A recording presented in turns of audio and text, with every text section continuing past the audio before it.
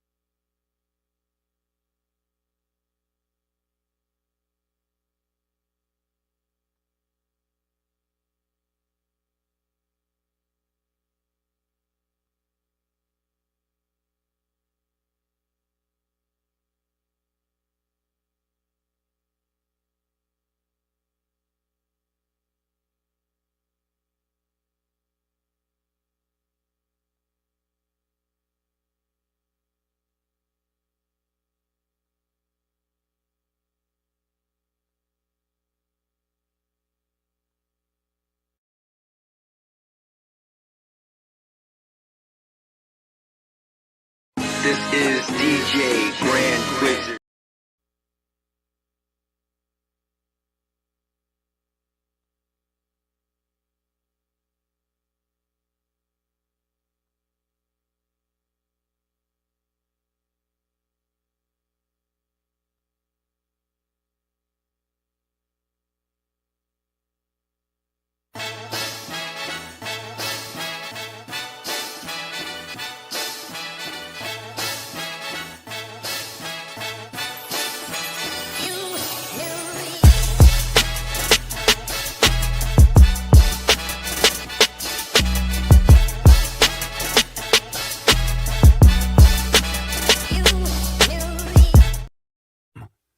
It's the Keith McPherson Show.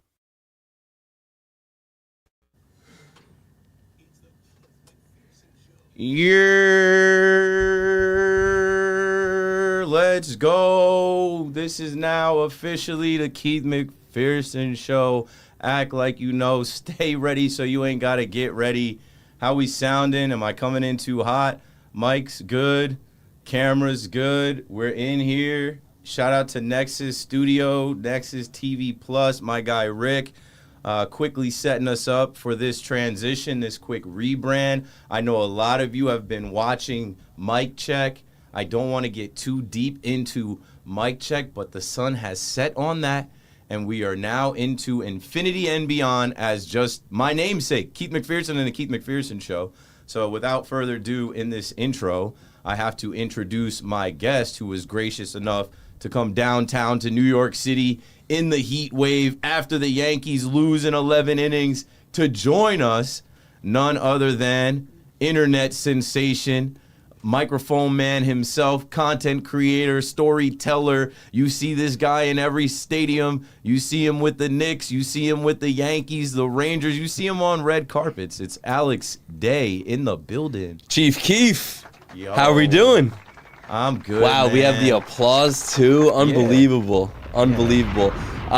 Keith, we've been sitting here for the last 15 minutes just saying save it for the show, because anytime we do a show together, we're about to just start jumping in and talking to it. So I'm excited for this, and I'm excited for you.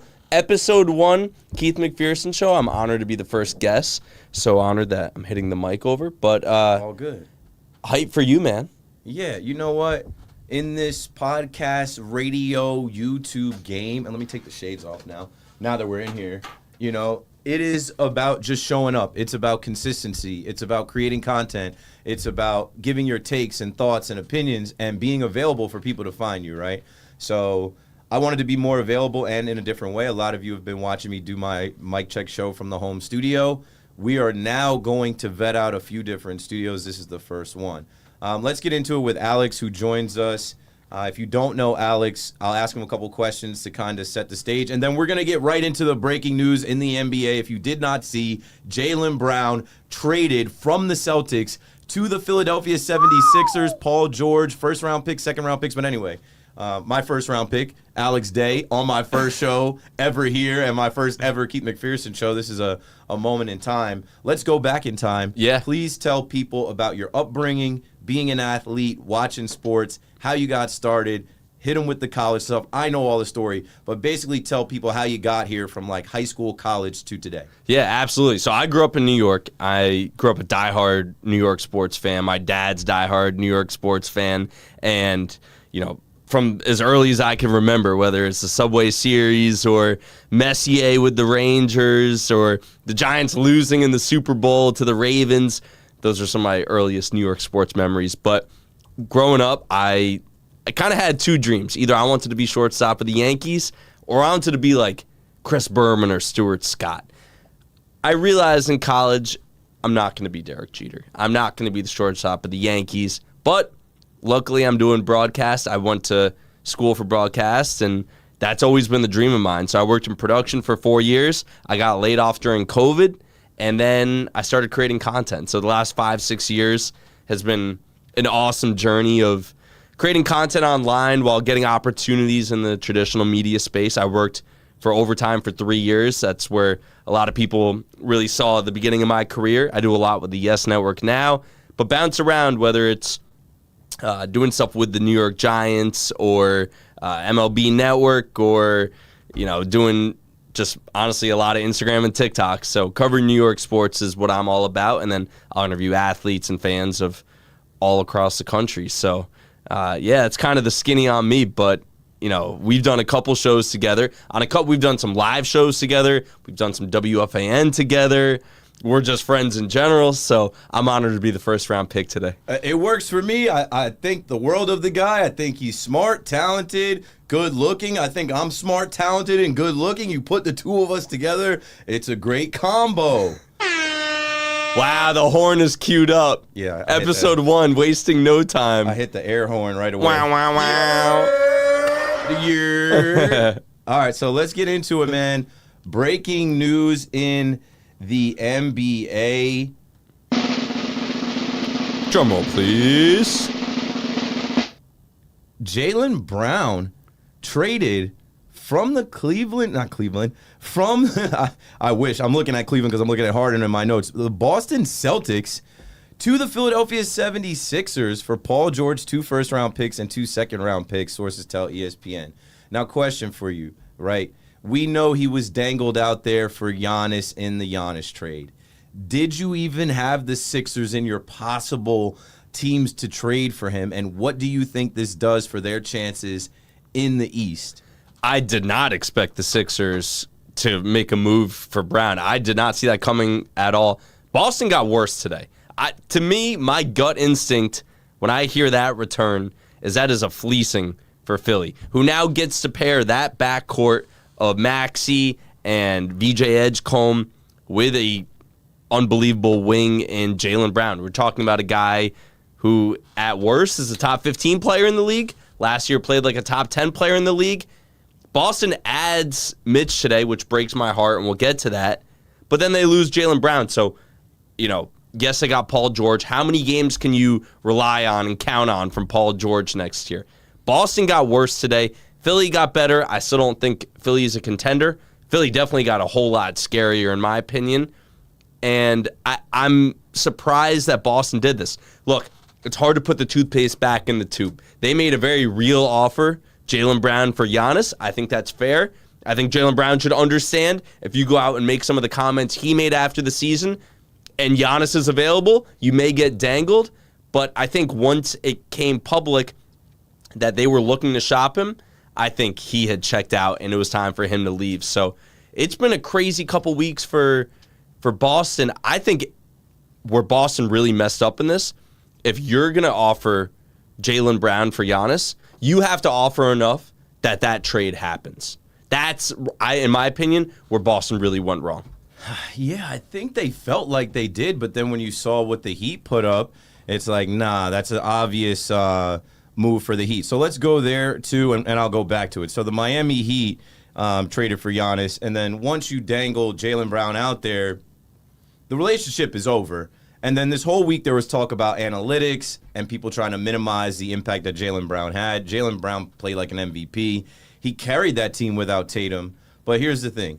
There was no going back on either side. They were trying to trade him, and then we remember his comments too, right? He said this is the best season he ever had. A season where they get bounced in the first round. That's a crazy thing to say. A season where Tatum is not there. You just won the championship 2 years ago, and this is the best season of your life? Just being the A1 guy. He wants to be the A1 guy. Now, here's the next thing.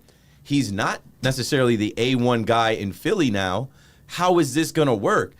Maxey, I think, is the main guy there, but he came up small against your Knicks. Embiid should be the main guy there, but he's injury-prone. Their top draft pick in VJ Edgecombe is going to be ascending in his second year. There's only one basketball. I don't know how they make this work, but I know this is Philly making a push to go and attack the New York Knicks. I'll let you get some words in, and then we will kind of move on to the New York Knicks. I think as far as Jaylen Brown goes, how often do you see guys have their own team now? And by the way, Boston was really good last year. He was the main guy. They were a really good team.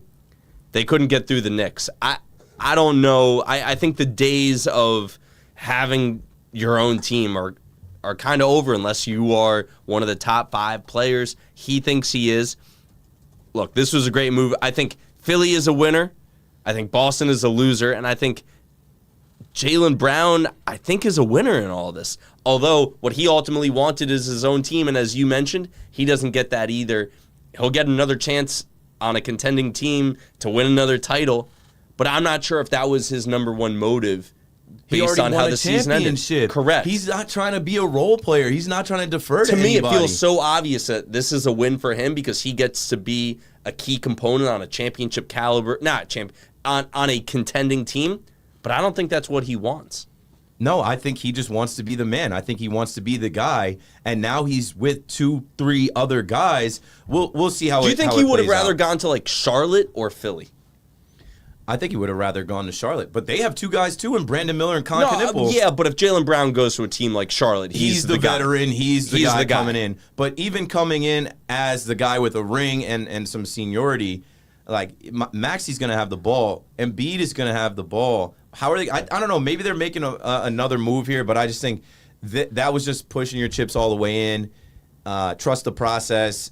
The process is still processing. We got to do something right now. Here, timeout. We do have to do something right now. Call in. If you want to join via the phone, you can call in at 646-807-2992. It's in the YouTube chat. People will hear this on podcast later. You won't be able to call in.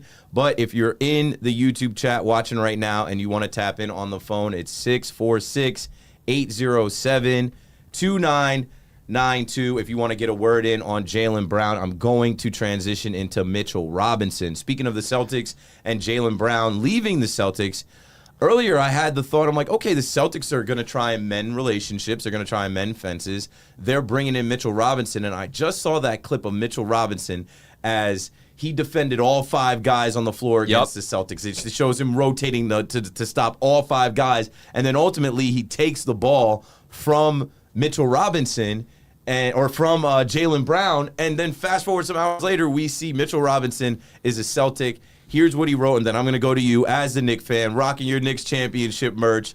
It's all around here in the city. I've been wearing just a carousel of Knicks merch for really the last 2 months. Every day, it's not what shirt am I going to wear, it's what Knicks shirt am I going to wear. And keep buying it and keep repping it. It's something you may never see again, and you got it, and you should be happy and proud of it. We'll get to it. And we are a second apron away from it. That's exactly where I'm going. So now with Jose Alvarado coming back, Landry Shamet coming back and taking less money, as we saw that. I mean, they're getting, this is New York. They're getting both pretty team-friendly deals. They're getting they're making these team-friendly deals because they want to stay and be kings of New York. Both of those guys are making appearances and getting appearance money. They're going to be at Fanatics Fest getting the bag, and then they're going to have a bunch of different brand deals. So Mitchell Robinson, the money that he got, the Knicks could have matched, but they do not want to go over that second apron. And I get it, but at the same time, I don't, because you can't replace Mitchell Robinson. You can, but him as a defender, even as a personality, free agent center Mitchell Robinson has agreed to a 3-year, $47.4 million deal to sign with the Boston Celtics. And it hurts because it's your arch rival. The Nets are not your arch rival. The Boston Celtics are the Knicks' arch rival. The Garden versus the fake Garden and TD Garden. Facts. What did you think today when you saw one of your key role players, bench players, the longest tenured Knick, is going to ship up to Boston and join the parquet floors and Lucky the Leprechaun? Emotionally, this hurt. Mitch leaving hurts. Him going to Boston hurts even more. Shades of Saquon going to Philly, honestly. But something you just said that I'm going to push back on, because I agree with you.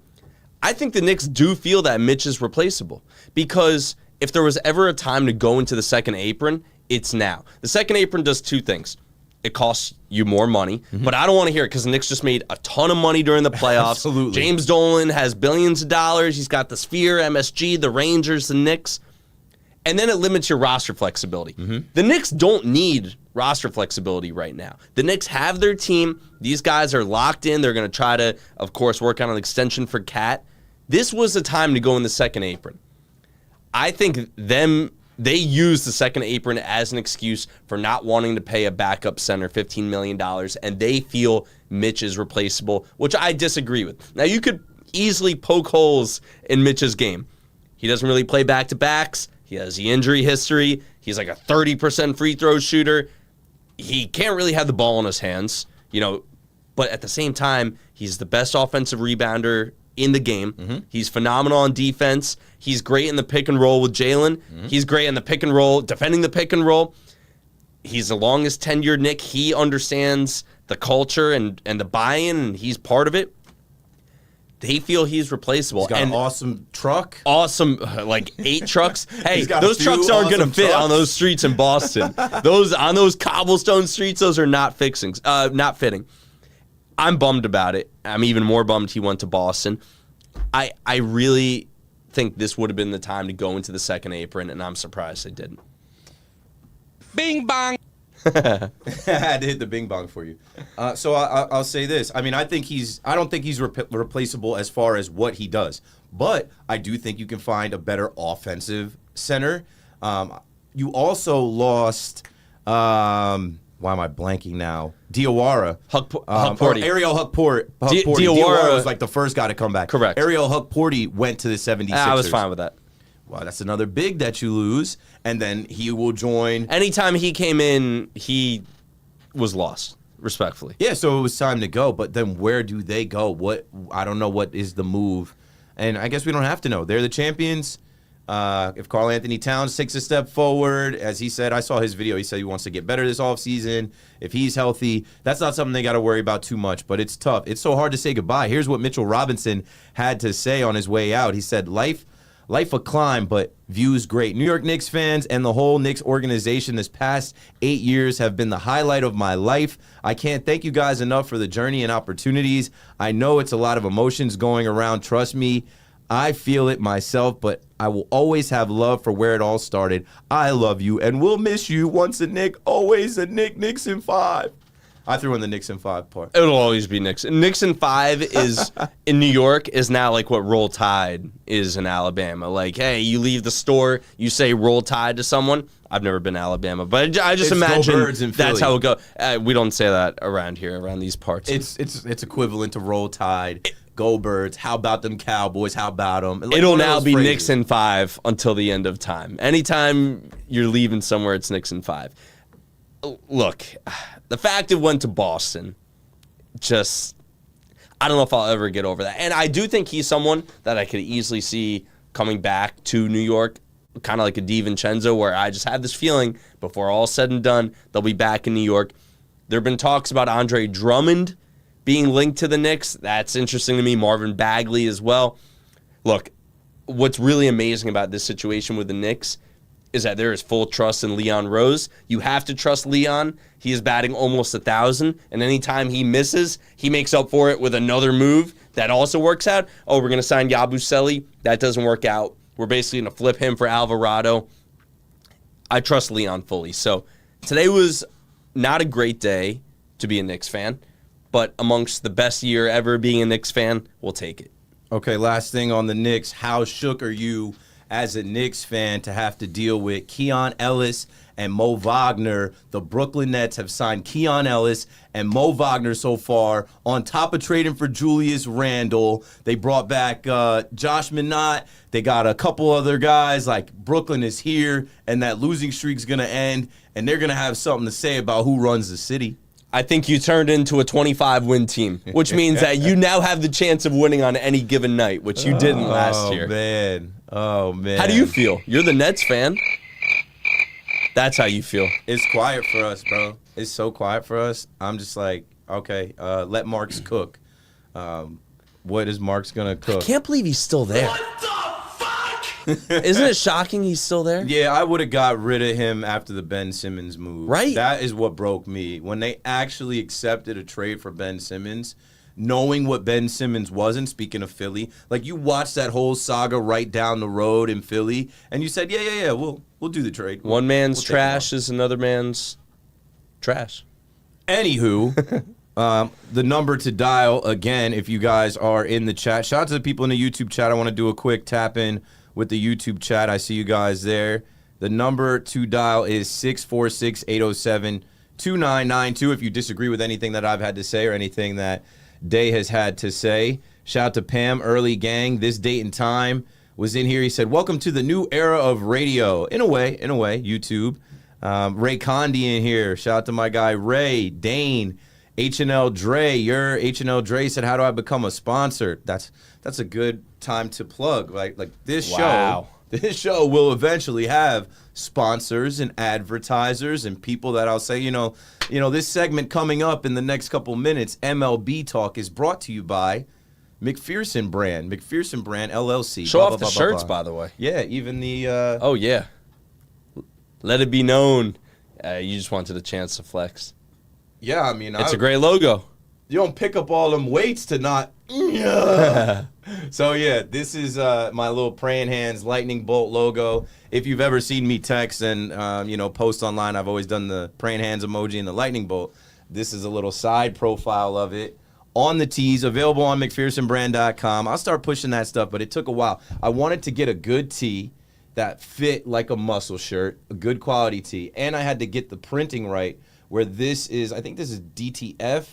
Not the DTF you know of, but the DTF printing. What DTF was that? DTF, like, pulse. You have these sound effects queued up. You chose them very wisely. So, if you guys look in the description after this, it'll say McPhersonBrand.com. When you go there, check out the merch. The KM to AM shirts are there. This shirt is there. And there's a bunch of other stuff there. Let's keep it rolling, though. We started off with the NBA, and we got to continue with the NBA. And these are going to be quick so that we can get to Major League Baseball and talk about the Stankies, the June swoon. It's June 31st. We got an extra day in June. Yankee fans, baseball fans, Met fans. We'll get to that in the next couple minutes, but I got to go just quick thoughts here on each of these moves. So James Harden declined his $42.3 million player option, but they're going to actually sign him. Like, he's going to stay with Donovan Mitchell in the Cleveland Cavaliers. Amazing. By the way, my analysis on these moves are mostly through the lens of the Knicks. The Cavs don't scare me. They don't scare me until further notice. I like Donovan Mitchell. James Harden.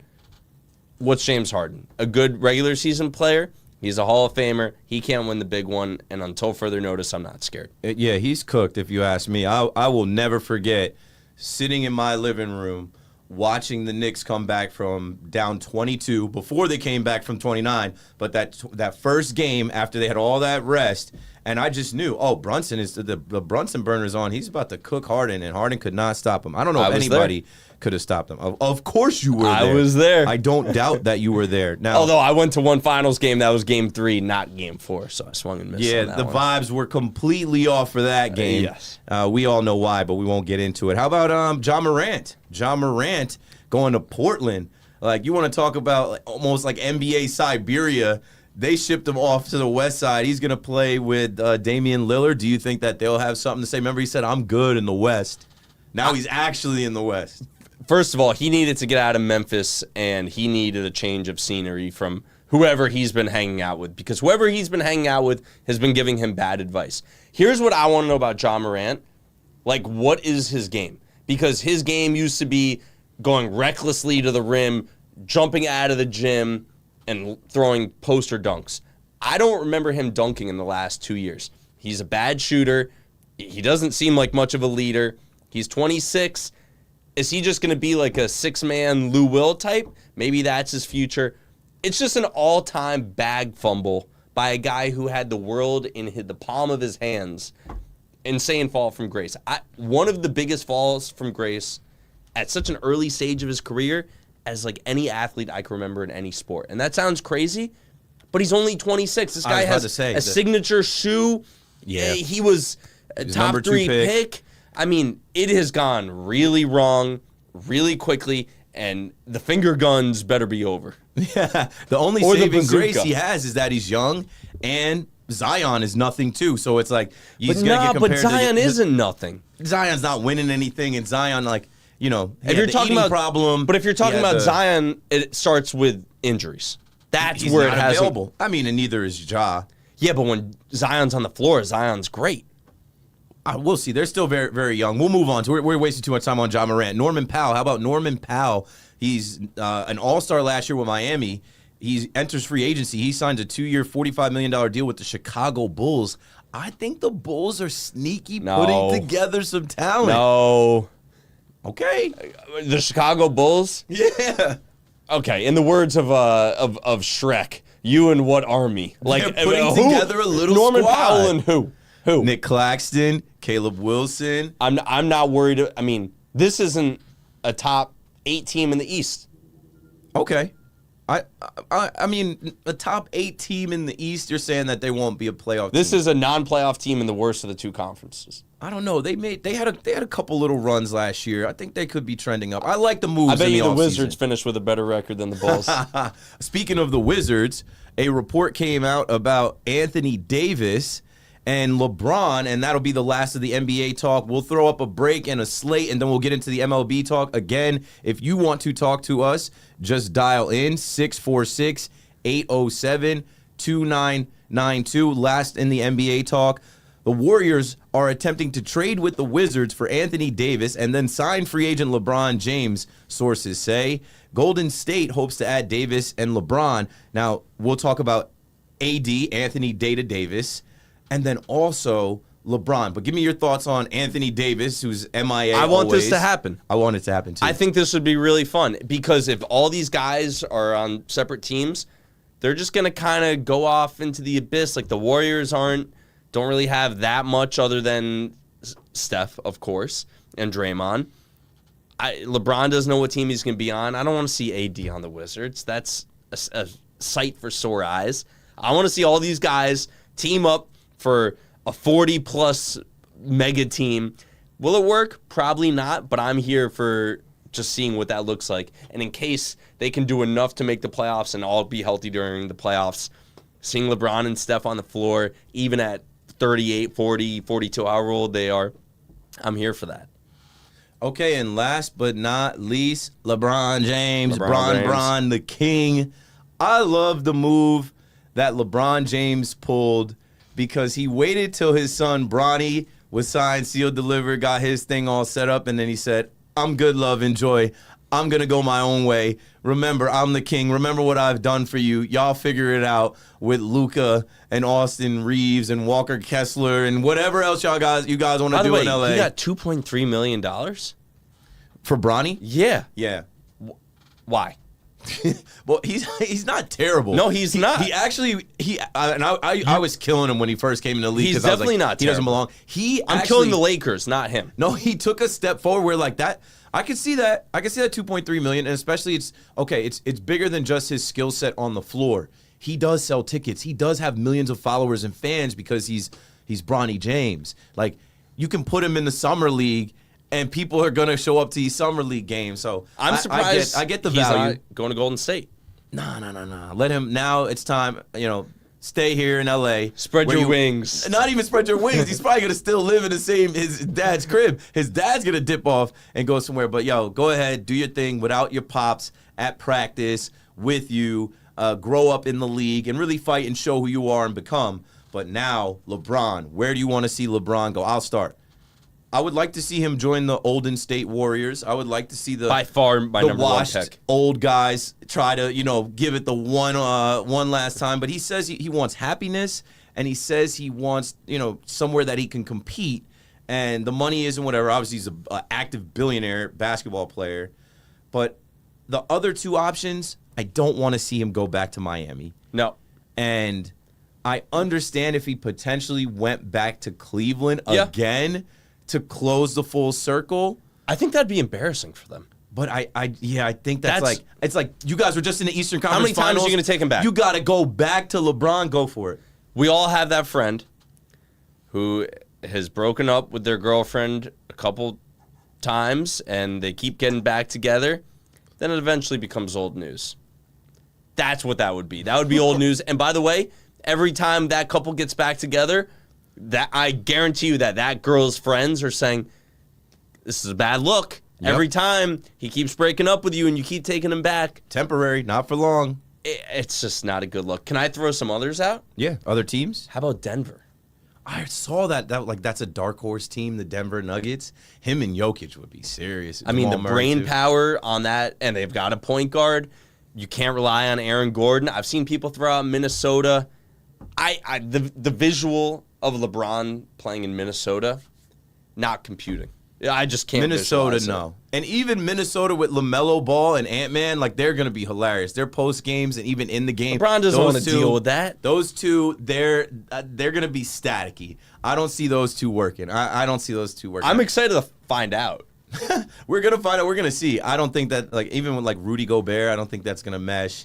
Jaden McDaniels, and I know they traded. How about the Hornets? The Hornets getting rid of LaMelo and Miles Bridges, they're cleaning their act up. They're like, we're good. We got close last year. We're gonna go with our our quality, good people, and you guys can hit the bricks. By the way, of course, the main story is going to be getting rid of those two because those guys were stalwarts in Charlotte. But they have a bunch of great three-point shooters now to go along with Khan. I kind of like what they're building. They've got a great point guard, and they're going to be able to space the floor like crazy. Shocking they got out of the LaMelo business. Happy for them they got out of the Miles Bridges business.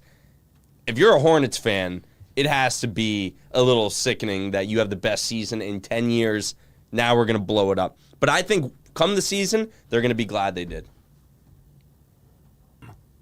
It's the Keith McPherson Show. Okay, there it is. So we're going to hit a quick break, literally quick, just a quick slate to kind of transition us here into Major League Baseball talk. Again, if you want to call 646-807-2992, if you want to talk to me, if you want to talk today, to talk to Alex Day today. That is the NBA conversation. We kind of hit on free agency, some of the big moves, things with the Knicks, things with the Celtics, the Sixers, the Heat, LeBron.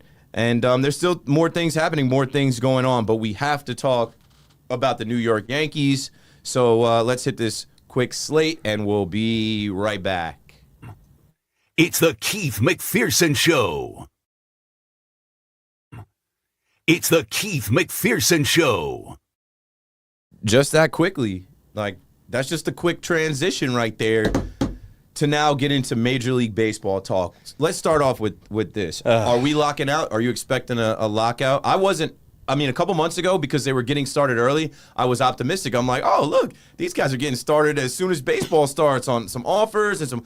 But as we've seen more leak out as far as what the owners want, and what we know the players are not agreeing to, we're guaranteed to lock out on December 1st. What I think now is there's no way through the holidays of Christmas and New Year and then starting back up in January, there's no way that spring training starts on time.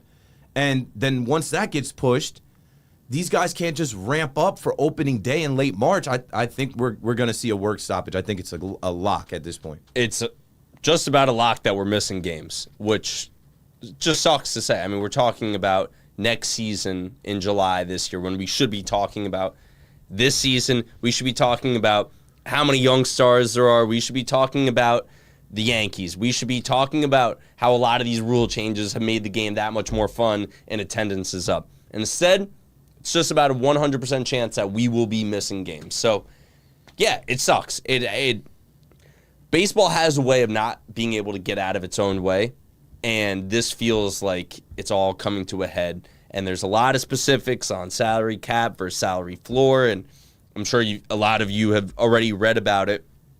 But the fact that it feels like the players are not as aligned, they are not as cohesive as the owners are right now, and especially when you consider the fact that Tony Clark, the head of the players union, gets the boot at just about the worst time, right in the middle of negotiations. Yeah, it's not good. It's not good, and I would prefer if we were just talking about this season, but here we are. Baseball can't get out of its own way. I'll say this. Bruce Meyer is coming in to replace Tony Clark, and he's known as like a pit bull, bulldog, as a tough negotiator, and he's already doing media stuff. He's already hitting podcasts and talking about things. The Players Association is to fight for players to make as much money as they can in the future. They're not giving in to, like, I think one of the things proposed, and granted, it's negotiations. They're going to start with a ridiculous number, and then they're going to get to somewhere. So, like, I think they started with a ridiculous number that, like, the max contract you can make is 5 years if you're staying with the team, or 5 years with a new team, 6 years if you're staying with the team, or maybe it's the other way around. I started reading it, and I'm like, I don't want to even get into it yet. The players are never going for that. Juan Soto signed a 15-year deal. He had a 16-year deal on the table. That is what the players want. They want the players to come after them to be able to maximize their talents and make the most money possible. So what I'm saying is they're starting there. Maybe that number gets to like 10 or 11 or 12, but I still don't think the players are going to go for it. Juan Soto was a one-of-one, like a free agent that had already won a World Series, had a bunch of accolades, and was entering free agency at 26, where you even could offer him a deal like that to, play till he's 40, 41. I just don't think that there's a way for them to meet in the middle, and I don't know who folds first. And I think it's the owners will fold on that 5-6 years, or even if it's like 10 or like that's something that I don't think will trip them up. I think the players are going to stand pat on that. I think the bigger question is, will there be a salary cap? Now, I'm always in favor of the players, not the owners, because we watch because of the players. We don't watch because of the owners, right? That's just, I'm a players guy. With that being said, every single other league has a salary cap. Yep. You can understand it from the owner's perspective. Hey, NBA, NFL, NHL, all have a salary cap. Something's not right here. So I do understand that standpoint, but then there's a whole domino effect from there of the rev share amongst, and then you're talking about the TV deal. There's so many layers to this. It has to be one of the most complicated negotiations in sports And that's history. why I'm saying it's going to take a while. Yeah. And as we're talking about this salary cap, salary floor, whatever, and I forget the numbers that they proposed for a floor, for a cap. Only like 8 teams would fall in between that window right now. There's so much that has to change with the current deals and modern-day Major League Baseball.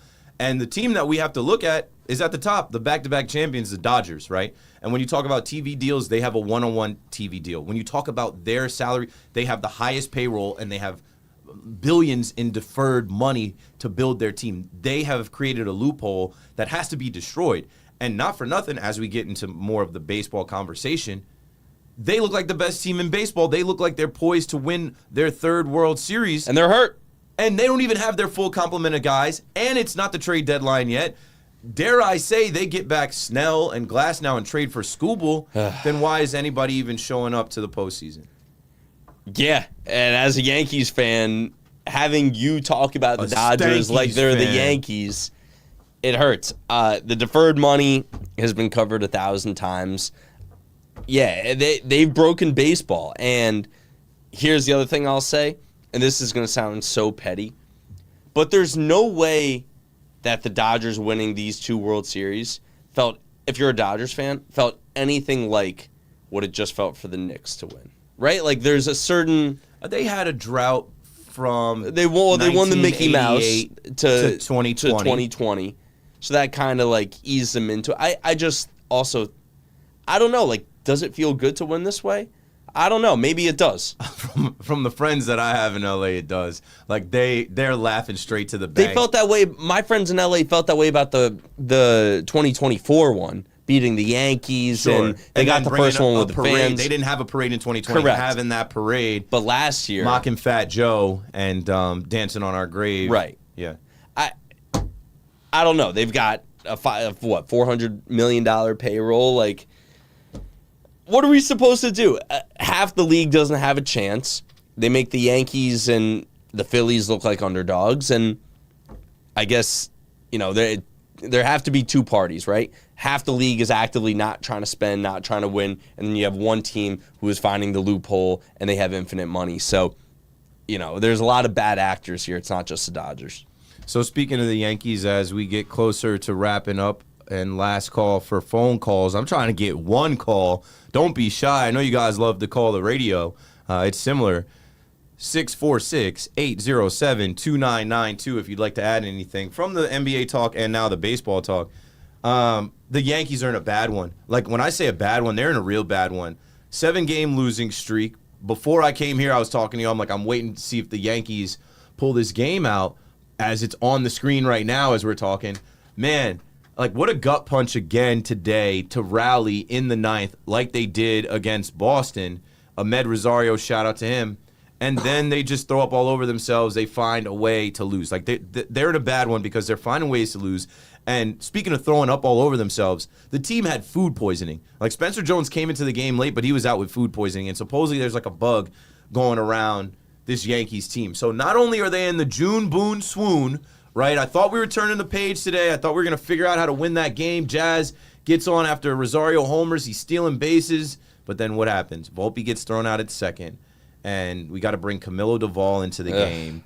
And they get swept at home by the Tigers after getting swept in 4 games by the Boston Red Sox. And it seems like there's no end in sight. And the last thing I'll say about it as a Yankee fan, we can't get those hours back. That's what sucks about it. You sit down and you watch a 3-hour game, and then it goes into extras, and you're thinking, hey, this is it. We're going to win. We're going to break the losing streak. Come on. They got to figure it out, and they find ways to lose. And the manager, he's just going to give you the same rap. Yeah. You know, he pissed me off this week with the, you got to love this. No, you don't got to love this. You got to hate this, right? I'm still seeing clips of Kobe Bryant, right, talking about he hates losing. I saw a clip the other day of 2003 when Kobe lost to the Spurs, and immediately after, his face, he's exhausted. And what he's talking about next season starts now. Next season, the prep for next season starts today. I just hate losing. I know it is not the Western Conference Finals. I know that these are just games in June, but I'll say this before I kick it to Alex, who is also a passionate Yankees fan. The PTSD from last year, losing those games and having one game be the difference from you winning the division and having home field and setting up your pitching the way you want, that loomed large in October when we got Judge's best postseason performance. So right now, as they're losing these games, and as Tampa was behind them but went on their own win streak, this is not a good situation. They need to get healthy. They need to get whole. They need to make a trade to shake up the room. I don't have confidence in this manager. I don't have confidence in this roster, even when they do get healthy. And my biggest fear is that this is the actual last year of this window with Stanton, with Judge, with Cole. And what I'm saying is Stanton's gone. He's done, right? Stanton, he can't stay healthy. Get him up out of here and put a pen in that. We'll come back to Stanton before we close. Cole now, coming off Tommy John, his first 2 outings, Garrett Cole, Cole World, no blanket. But now you're seeing him and you're like, wait, he's throwing the ball in the middle of the zone getting rocked. What's up with Cole? And then he'll be all right. Whether it's Ryan Weathers or Will Warren or Carlos Rodon, you don't have faith in those guys. And the lineup has gone to S now. And if it's not Ben Rice homering to save the day, Cody Bellinger has been in a bad one. Jazz in his head with everything from, getting hit in the, groin area to the lollipop. It's a mess. It's an absolute mess. They're giving up unearned runs. They're not playing defense. They're not pitching. And it seems like there is no leadership to pull them out of it. It seems like there's no fire. Am I missing something? Like guys aren't even pissed off that they're losing. Guys aren't even celebrating or fired up when they do have some type of success. So I don't know how it stops, but I'll say this. Off day. Great time to have an off day going into a holiday. Hopefully they get a win and come out of it, and then they can get healthy here before or after this All-Star break. You really hit the nail on the head. You can't help but think of the Yogi Berra quote. It feels like deja vu all over again. And there's been this meme circulating where it's, off-season hype. Yankees get off to a fast start. They get swept in the summer, then they have an awful summer, then they get hot for the playoffs, and they choke in the playoffs. And that's really kind of what it's been throughout most of the Boone Judge tenure, right? Here's my glass half full part. This team will be fine. This team is playing in a bad American League. This team is missing a lot of guys. I really think they're going to be fine. Cole's coming back from Tommy John. We often see pitchers have trouble with their command when they first come back from Tommy John. My bigger issue is that you have to hate losing. And it's easy to say you hate losing. It's way easier to say you hate losing than to show it. The messaging is bad. The lack of competitive at-bats is bad. And I still feel like this lineup lacks contact hitters. And guys do not know their role enough. Guys are currently playing out of position, so the defense is bad again. They're going to be fine, but you can't help but feel like we're stuck on repeat. So and I got to push back against the word fine, and I don't mean to cut you off, but there are so many people saying they're going to be fine. Fine isn't good enough anymore. And that's my point. Fine is not good enough anymore. In this terrible American League, they're going to be fine. You have to win the division, especially after the messaging after last year when you said you were so pissed off that you finished one game short to Toronto, so you had to play in the wild card series, and then everything devolved from there.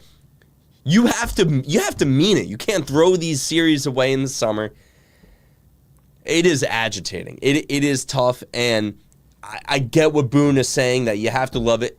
I know. It's a marathon. Baseball season is unlike any other sport where you can't overreact to one game or one series because it's 162, and you'll burn yourself out emotionally if you do. It's not working. It's not working. Every summer is the same thing. You have to look at common denominators. You have to look at patterns. It's not personal. It's just... In the words of the Yankees, it is right in front of us. The proof is in the pudding. Like, just look at it. Every single year, these patterns are the same. Something has to change. Nothing has changed. I remember last year when the season ended, I did like a eulogy to the Yankee season, and the exact phrase I said was, "We just cannot run it back. We cannot run it. We have seen enough to say that this is not working. I have been a believer. It's not working in this iteration as it is. Whether we could talk about certain moves or whatever, we're not going back to the offseason. But the fact is, this is literally the run-it-back Yankees, and they got off to a fast start, and now we have the June swoon, and the defense is bad. The offense is not having competitive at-bats. The bullpen isn't good yet, has actually been better the last couple weeks. And now the starting rotation is shoddy too. So fine is not good. Goes on paternity leave, so we're forced to use guys. Here, I'll say this too as we wrap up here, and last call for anybody to sneak in a call. There's a caller actually on hold. So let's go to that caller. The last thing I'll say here about the Yankees is what scares me is we're about to lock out. Baseball has changed so much in the last 10 years, it's going to change forever after this. Cole, Stanton, Judge, they're another year older. The window is going to close, and that's going to be another just failed season of these Hall of Fame caliber guys. And whose blood is that? Whose hands have that blood on it? It's Cashman and it's Boone. Wait, real quick. With that being said, let's operate under that theory that this is their last best window, which pains me to say. Skubal, yes or no? Yeah, absolutely. And there were some people saying this just 2 weeks ago. That was me. Look at the Yankees pitching. They're lined up with pitching. By the way, They've it's got true. Cam Schlittler, It's Max true. Fried, Garrett Cole. Well, It's true. Let me stop you. Cam Schlittler has never thrown this many innings in his young career. He just got rocked yesterday. The game was over. He still has the best ERA in the AL. Yeah, he should start the All-Star game. Are you going to All-Star game in Philly? I think Maybe so. not the actual game, but one of the Derby. festivities. I'm going to try to get down there for the Derby. I'll be down there for sure. I'm definitely going down there the 13th, maybe the 12th, but I'll check you out. We got down there. Fanatics Fest too. I know that week is a crazy week. And then Yankees Dodgers. And then there's like a World Cup watch party in New York on the 18th. That Saturday I got invited to. There's The a World bunch of Cup stuff final going on. is on the 19th. Yeah. So anyway, I'm in for Tarek Skubal as well to keep him away from the Dodgers. That's my biggest point. or whomever. Sometimes good defense is good offense. Like if they get Tarek Skubal, it's game over. It's All right. over. So who do we got on the phone joining us? You can just tap them in. And hey, who's this? I don't have a screen to see your name or location. So just say your name and where you're from, and then. It's Ray from the Bronx. Yo, what up, Ray? Ray Condi on the phone and in the chat. What's up, Ray? What you got? What's up, Ray? What? How much do you think we would have to pay for Tyree, Mr. Skubal? For How Tarek much Skubal, do you think? you're gonna. How much do you think we would have to give up? It would have to be Spencer Jones, would it not? Because Yeah, and probably George Lombard Jr. as well, and then a bunch of other Elmer. prospects like pitchers, either Elmer or Lagrange or Ben Hess or like the names that they're gonna want. Like the Tigers are gonna want some top prospects. They're gonna want some top arms and some position players for Tarek Skubal. Ray, you're the man. Thanks for the call. We're about to wrap this up right here. Chef Mamba in the chat with the super chat. He says, just want to give my flowers to my boys, WKM, WAD. We've got another call before we close in the next 3 minutes here. Let's go back to the phone and see who's there. State your name and where you're from. What's up? You're Keith. Can Can you hear me? Hopefully, hopefully it's loud and clear. Excellent. This is Lou, or I don't like to give my name out that much, but it's Leaf out here in Los Angeles. Oh, okay. First thing I want to say is I've been following you also in the chat on this date and time. So that's me. And if you saw my diatribe on Instagram on Monday regarding Soto, I will save the curses because I don't want to demonetize you in any way. So, but yeah, I kind of went off. And Monday, like I said in that Instagram post, I was not watching the game. However, my brother sent me that clip because it was immediate, that Mike Dino Instagram post of Soto and his lack of hustle in left field, man. I just could not believe it. We're paying, like you said, this man almost $500+ million to lollygag it out there. I understand that he is an awesome hitter. That's great. But if you want to be a club leader, man, you got to do everything 100% all the time. And what I see from this guy is he is all bat, zero hustle. Unless it's him trying to, like I said, smack the ball 500 feet. Outside of that, this team, the Mets, they have zero heart, zero hustle. David Stearns, oh my God, that Hector from Washington Heights shirt. I love it. Fun prevention. I need to buy it. Not run prevention.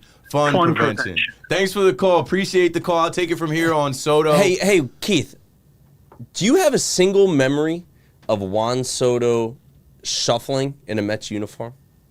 And by the way, that's not nothing.